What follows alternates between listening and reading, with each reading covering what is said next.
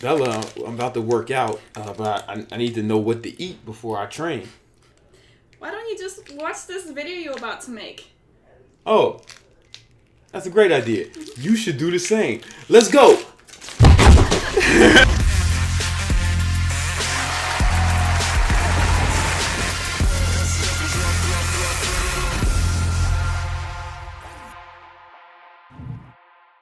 Question I get all the time is, hey Brandon, what do I eat before I work out? Or should you eat at all before workout? Yeah, the lady's been asking me as well what types of food they should be eating before their workout. And yeah, we're about to break that down for you. We're gonna break this down by macronutrients. So there's protein, carbohydrates, and fat. So research shows that protein synthesis rates decline during resistance training and cardio. What's protein synthesis? That's a fancy word for muscle growth. And what happens is the opposite of protein synthesis is protein breakdown. Basically what it's saying is when protein synthesis is low, muscle breakdown is high. And you don't want to break down the muscle because that's the opposite. We want to build muscle. We put on some muscle mass. Because when you're lifting weights or training, or even if you're doing high intensity interval training, sprinting or something, you're actually kind of breaking down the muscle a little bit anyway. So if protein synthesis is low during that time, well, it's a double whammy and you can mess around and lose muscle by training fasted. Before I even get into any of this,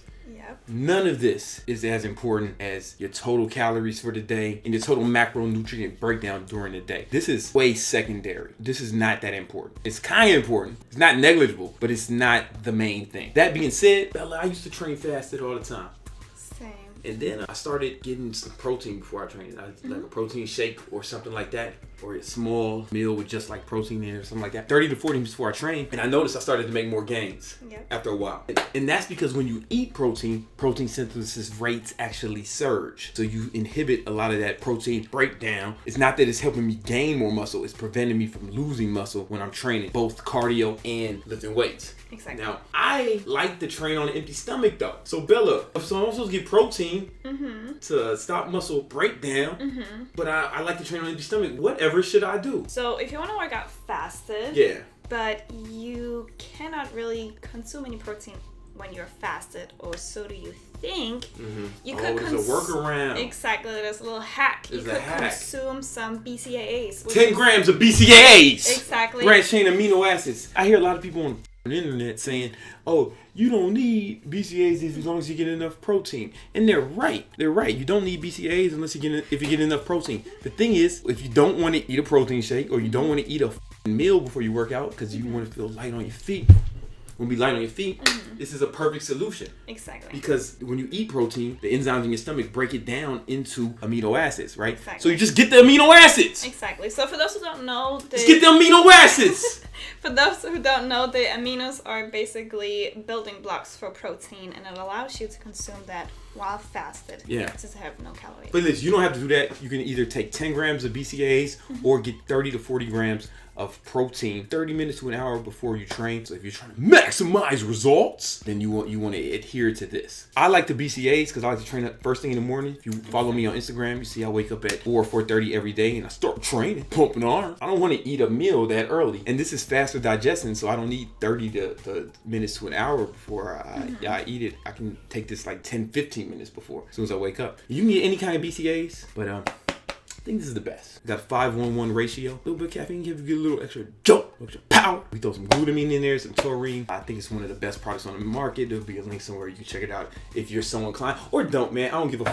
Now let's talk about carbohydrates. Should you eat carbs before your workout or not? So if you're looking for performing better, strength reasons, carbs definitely help consuming pre-workout. But if you're looking for fat loss results, then you should probably stay fasted or at least not consume any carbs right before your workout. Yeah. There's a difference between training for performance and training for fat loss or looks. Yeah. The difference between training for aesthetics and training for athletics. If you're training for a sport or you're trying to get as strong as you can be, or if you're trying to accomplish something, right? Like, if you're training for a reason, you definitely want to get between 30 and 60 grams of carbs, fast digesting carbs right before your workout. And the reason being because those carbohydrates will give you more energy, more glucose. They'll help you push through your workout, push through your training in the gym, lifting weights, and while you're doing cardio. One caveat if you're trying to burn as much fat as possible, you might want to stick away from that. It might be better for your glycogen reserves to be empty, because in the absence of glycogen,